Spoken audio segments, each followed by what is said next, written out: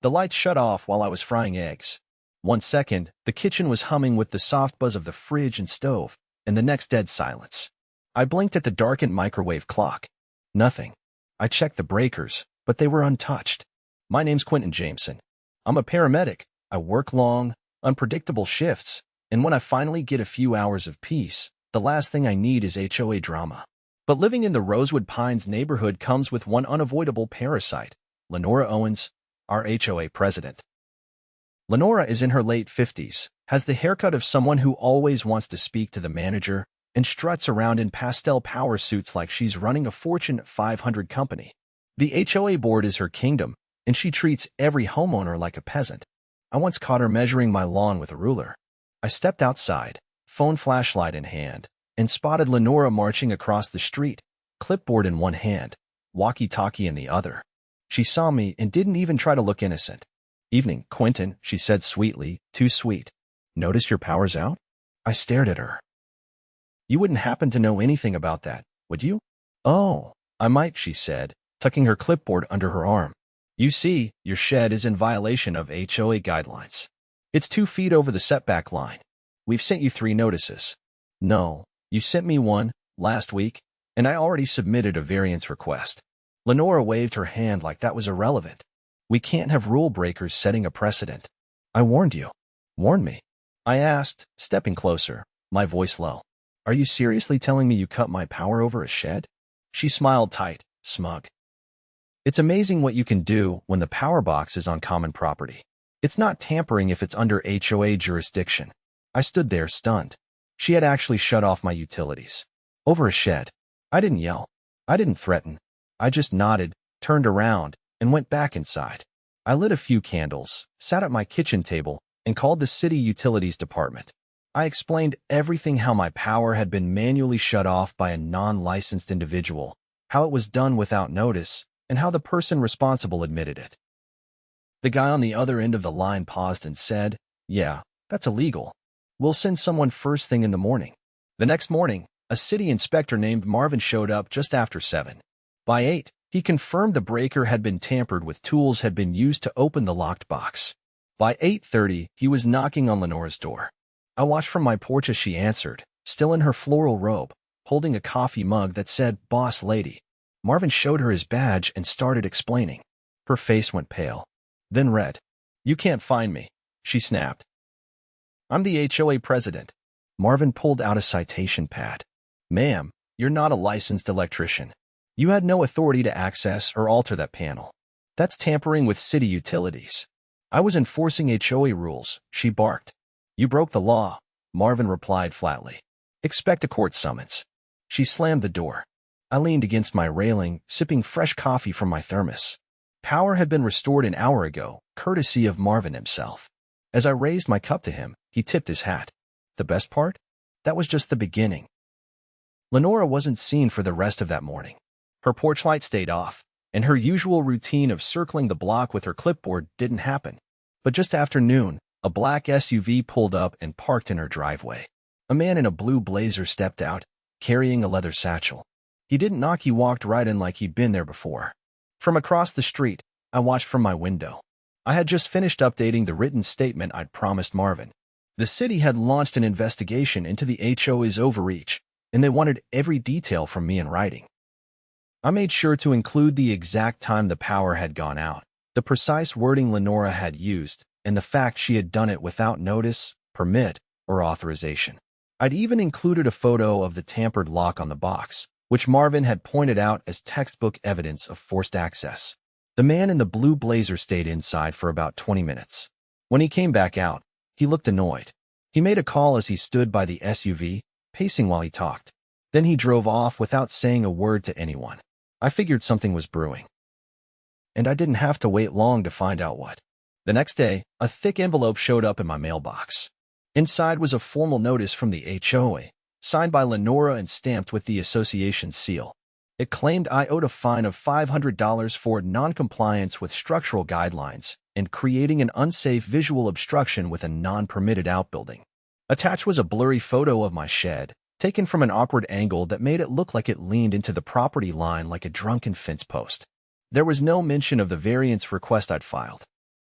No mention of the city inspector. Just a demand for money within 14 days or I'd face further property-level enforcement. I folded the letter and set it aside. Then I opened my laptop and began drafting an email to my friend Rachel. Rachel and I went to EMT school together. She left the medical field a few years back and went into real estate law, to be specific. She worked with a firm downtown that handled zoning disputes, easement conflicts, and, most relevant to my situation, HOA litigation. She'd helped me once before when Lenora tried to find me for non-standard exterior lighting because I'd strung up a few solar lanterns. Back then, Rachel had sent one letter and the whole thing evaporated. This time, I gave her everything: the city citation, the power shutoff details, and the new fine. Her response came an hour later. They're bluffing. That fine is unenforceable. Let me take care of this. By evening, Rachel had emailed the HOA board directly, not just Lenora, but the treasurer, secretary, and 2 other members whose names I barely recognized. Her message was short and surgical. The board had issued a retaliatory penalty after one of their own had been cited for criminal utility interference. That, she said, could constitute abuse of authority and selective enforcement, both of which were grounds for dissolving the board under our community's bylaws. She also attached a formal cease and desist letter, warning them not to contact me further without going through her office. The next morning, the entire neighborhood received a printed flyer tucked into their mailboxes. It was from the HOA, but it didn't follow their usual format. This one was typed in a rush, printed on cheap paper, and had no names or signatures, just a statement claiming that misinformation was being spread about the HOA's actions, and that the board reserves the right to issue compliance notices for the safety and uniformity of our community. It was damage control. Sloppy, desperate damage control. But it backfired. I wasn't the only one who'd had run-ins with Lenora. There was Mr. Patel 2 doors down, who had been forced to repaint his door 3 times because she kept changing the approved palette. Or the Ruiz family on the corner, who'd been fined for a trampoline in their backyard that wasn't visible from the street. They'd paid, just to avoid the hassle. Now people were talking, sharing stories, comparing notes. By the end of the week, a small group of us had formed a private neighborhood forum. Not the official HOA site which Lenora controlled, but our own. We called it Voices of Rosewood. Within days, it had nearly half the neighborhood signed up. We started documenting everything. Photos of violations that were ignored when Lenora's friends committed them, emails where she'd threatened fines without citing actual bylaws, and even minutes from meetings where decisions were made without a quorum. That's when Lisa, a retired federal clerk who lived on the next street over, dropped a bombshell. She posted a scanned copy of the HOA's articles of incorporation, along with a note. Unless these documents are renewed every 10 years, the HOA loses its authority to collect dues or enforce rules. Guess when ours expired? It had been 11 years. Lenora had never refiled. That changed everything. Rachel confirmed it. If their corporate status lapsed, the HOA is a legal ghost. They have no standing, no authority. Everything they've done in the past year is void. We went public within 48 hours. Rachel helped us draft a formal letter to every homeowner, explaining the lapse and what it meant. We included screenshots, references to the state corporation database, and a list of actions taken by the HOA during its inactive status. The next board meeting was set for the following Tuesday night. It was supposed to be held in the community clubhouse, a beige box of a building Lenora insisted on calling the Pavilion. Normally, these meetings drew maybe 4 or 5 people. This time, nearly 80 showed up. Lenora tried to keep control. She brought a printed agenda and a microphone. She opened the meeting with a rehearsed speech about misunderstandings and procedural irregularities, but the crowd wasn't having it. Mr. Patel stood up. You had no legal authority to fine anyone. You shut off someone's power. You've been inactive for over a year and still collected dues. Lenora looked stunned. That's not. Lisa cut in. I filed a petition with the county clerk this morning. We're requesting a full audit of the HOA's finances for the last 5 years. Someone else shouted, Where's the money, Lenora? A chant started. It wasn't angry, not exactly, but it was loud. New board. New board. Lenora tried to gavel the meeting closed. But she didn't have a gavel. Just a plastic cup of water, which she accidentally knocked over. Someone recorded the whole thing. It went up on the forum within minutes. The next day, a notice appeared on the HOA's website. Due to recent developments, the current board will be stepping down pending a reformation vote. It was over, or so we thought. 2 days later, Rachel got a call from the district attorney's office. The city had forwarded the utility tampering report, and they wanted to pursue charges. Not just for cutting my power, but for misrepresenting authority, collecting dues under a defunct organization, and possible misuse of funds. I gave my full statement to the investigator. So did Marvin, who had taken detailed photos and notes during his site visit. Lenora was arrested the following week. The charge sheet listed 3 felonies and multiple misdemeanors. She was taken out of her home just after dawn, escorted by 2 plainclothes detectives. Half the neighborhood watched. It wasn't about revenge. It was about accountability. And the best part? That shed she tried to find me over? It stayed exactly where it was. The morning after Lenora was taken in, a police cruiser idled outside the community clubhouse for over an hour. No sirens, no drama, just quiet presence.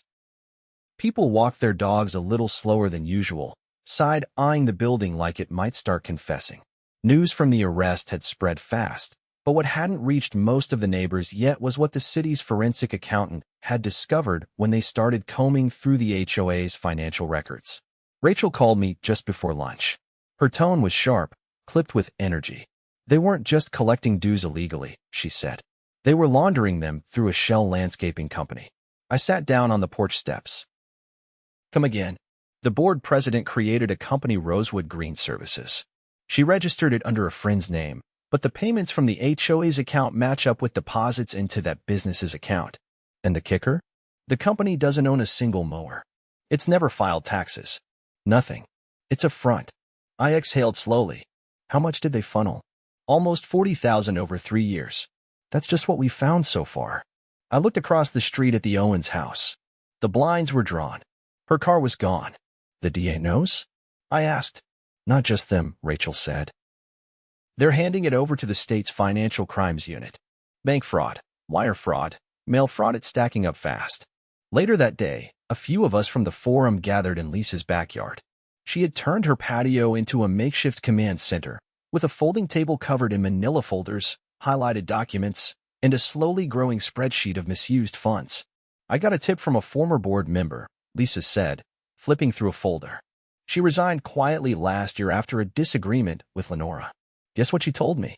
I leaned in. Lenora was planning to buy the vacant lot near the elementary school. She wanted to develop it into community storage and lease the units back to us. At a profit. Wait, said Harold, the retired contractor across the street. That lot's owned by the county. It was donated for future public use. Lisa nodded. Exactly. Lenora had already contacted a private developer. She was trying to get the zoning changed quietly through a friend on the planning board. But she needed HOA funds to make the initial offer. So that's what the landscaping company was for, I said. A drain. She was stockpiling HOA money off the books. Rachel walked in through the gate just then, holding a thick folder. She set it on the table. The county confirmed it, she said. The zoning petition was submitted under the HOA's name, using falsified meeting minutes. She claimed a unanimous vote in favor of the development. But no such vote ever took place. Harold shook his head. That's fraud on a whole different level. It's more than fraud, Rachel said. It's conspiracy to commit real estate fraud using forged documentation. That's prison time. The group went quiet. Then Lisa broke it. We need to talk about what happens next. If the board's dissolved and the HOA's inactive, who takes care of the neighborhood? Rachel opened her folder and pulled out a draft. This is a petition to formally disband the HOA and transfer all remaining responsibilities, common area maintenance, signage, and landscaping, to a municipal special improvement district. It means the city takes over, and we pay a small, transparent fee on our property tax instead of dealing with a power-hungry volunteer junta. Harold scratched his chin. So, no more fines for bird feeders? Only if the birds start committing felonies, Rachel said. We all chuckled, but there was a weight to it, a sense that something serious had ended. The final nail came the following week, when the state issued a public statement confirming the investigation. They were charging Lenora with 7 counts, including utility tampering, mail fraud, wire fraud, falsifying public documents, and criminal conspiracy. Her assets were frozen pending litigation. The rest of the former board scattered like leaves in a windstorm. One moved out of state within days. Two others issued public apologies, claiming they'd been manipulated.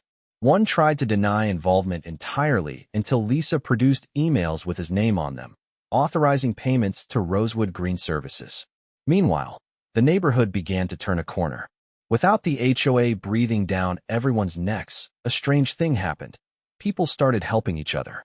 Harold organized a Saturday morning cleanup crew. A group of teens painted over the old regulations enforced sign at the entrance and replaced it with a mural featuring dogs, trees, and a quote from a local poet. Even better, the Voices of Rosewood forum evolved into a neighborhood council, not official, just collaborative. We voted on common issues, shared tools, organized garage sales. No one enforced anyone else's grass height, and yet, somehow, the lawns stayed tidy. As for me, I finally got around to painting the shed. Not because I had to, because I wanted to. I added a fresh coat of deep navy, trimmed in white. It looked good. One afternoon, as I was cleaning brushes, Marvin from City Utilities drove by and gave me a thumbs up through his window. I raised my hand in return. Some weeks later, Rachel visited again, this time just to hang out. We sat on the porch, watching the sun dip behind the rooftops. You know, she said, sipping iced tea, I've handled a lot of HOA disputes, but I've never seen one collapse this completely. I looked out at the street, kids riding bikes without helmets, someone grilling in their front yard, a couple of neighbors arguing good-naturedly over whose dog was smarter. Turns out, I said, when you take away power from people who crave it, the rest of us remember how to live. Rachel nodded. And when you shine a light on the games they play, the whole board folds faster than a lawn chair. We didn't talk about Lenora after that. We didn't have to. The city had taken over the utilities infrastructure. The state had frozen the fraudulent landscaping company's bank account. The county halted the zoning petition. And the neighborhood? It was healing. Not through rules. Through community. Because when the power goes out, sometimes you find out who's been flipping the switch all along. By the time the first court date was announced, the neighborhood had become something entirely different from what it had been under Lenora's watch. Where once there were quiet nods and suspicious glances, now there were lawn chairs brought out for evening chats. People waved with both hands. Kids played in yards that used to be scrutinized for visual disorder. But just because things felt lighter didn't mean the storm was over. Rachel called me on a Thursday afternoon. Her voice was low, serious, and without a trace of her usual sarcasm. You're going to want to hear what the state just uncovered, she said. I was standing in my shed, organizing tools. I sat down on the workbench. Worse than the fake landscaping company? Much. The forensic audit revealed that Lenora used HOA funds to pay for a private investigator. She had him following at least 3 homeowners. One of them had a teenage son with a juvenile record. She tried to use that to force them to vote her way on a budget increase. I stared at the wall, stunned. That's extortion. Exactly. And that's not all. She also hired a contractor to install 2 covert surveillance cameras on a street lamp and a traffic sign. No permits. No notice. She was recording without consent. I stood up. Tell me someone's pressing charges. She's being indicted again, this time by the county prosecutor. For new felony charges. Illegal surveillance, misuse of association funds, intimidation, and conspiracy to coerce through blackmail. They're adding it to the current case. I walked outside and looked at the street lamp. The city had already removed the camera hardware, but I hadn't realized how close all this had been to my own home. She ever tapped my house? Not that we know, but she kept notes. Pages of them. Mentioned you a lot, especially after the power incident. She had a file on me?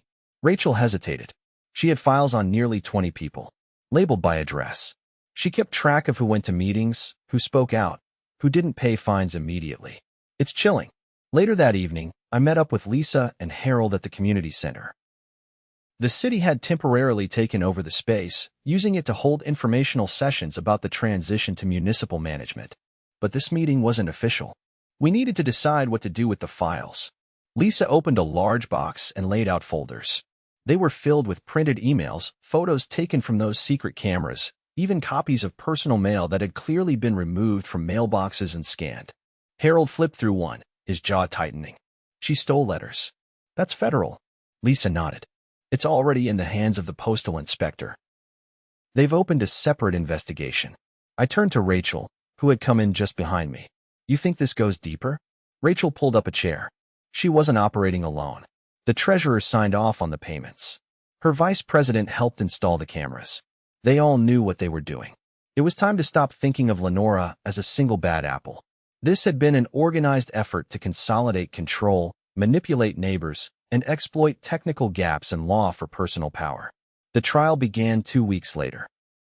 The courtroom was packed. Neighbors, reporters, even city officials filled the benches. Lenora entered in a charcoal blazer, flanked by 2 attorneys. She looked smaller than I remembered, her usual posture replaced with a tight, inward curl. The prosecution opened with the illegal power shutoff. Marvin, the city inspector, testified first. He was calm, precise, and brought photos, timestamps, and even the tool used to breach the lock on the utility box. Lenora's attorney tried to suggest it was a misunderstanding of jurisdiction, but Marvin shut that down quickly. Tampering with a municipal utility is not a gray area, he said. It's a criminal offense. Full stop. When Rachel took the stand, she outlined the entire web, the shell company, the falsified financial statements, the secret surveillance, the blackmail attempts. She presented a clean timeline with financial records, emails, and even audio clips from an anonymous board member who had agreed to cooperate. The defense tried to paint Lenora as overzealous but well-intentioned. They argued she was trying to protect property values, that her actions were misguided but not malicious. That fell apart when the teenage son of one of the surveilled families took the stand. He was 16, soft-spoken, and visibly uncomfortable. But he held up a letter Lenora had sent to his mother, warning that continued disruption from your son may result in formal HOA action, including public disclosure of past incidents. The courtroom froze. The judge leaned forward. Was this letter ever authorized by a board vote? The teen's mother stood. No, she sent it on her own. I called the HOA hotline and was told it was a personal favor to the board. By the 3rd day, the remaining former board members had cut immunity deals in exchange for testimony. The treasurer admitted to falsifying bank statements. The vice president confessed to ordering the cameras. One of them said plainly, "We thought no one would ever check. She made us believe we were untouchable." The jury deliberated for less than a day. Lenora was found guilty on all counts. The judge, a seasoned man with a hawk's gaze, didn't mince words during sentencing. This was not a case of mismanagement. This was targeted abuse of authority, fueled by ego and executed with deliberate disregard for legality, ethics, and human decency. She received 8 years in state prison, with eligibility for parole after 5. She was remanded immediately. After the sentencing, the former board's assets were auctioned to help repay the misused funds. The state ordered a restitution fund for all homeowners who had paid unlawful fines or suffered damages. A month later, I received a check in the mail. It wasn't much, just a few $100s. But it wasn't about the money. It was a receipt for something bigger, closure. The neighborhood voted to rename the community center. It was now called the Rosewood Commons. The old HOA sign was replaced with a simple wooden arch, carved by Harold's tools and painted by neighborhood kids. It read, "Together, we keep watch." The city finished installing new LED streetlights, and with them, legal surveillance cameras visible, regulated, and monitored only by public officials. No more secrets. No more watchers in the dark. One quiet Sunday morning, I stepped out to see Mr. Patel planting sunflowers along the sidewalk. He waved. I waved back. A kid rode by on a motorized scooter, laughing, no helmet, no citation. No one called a meeting about it. Rachel stopped by that evening. She leaned on the porch railing next to me, arms crossed, watching the breeze ripple through the trees. "Feels different now," she said. "It is. You gonna run for neighborhood council?" I laughed. "Not a chance. I like having my Saturdays back." She smiled. "Good. You've earned them." And for the first time since I moved into Rosewood Pines, I believed it.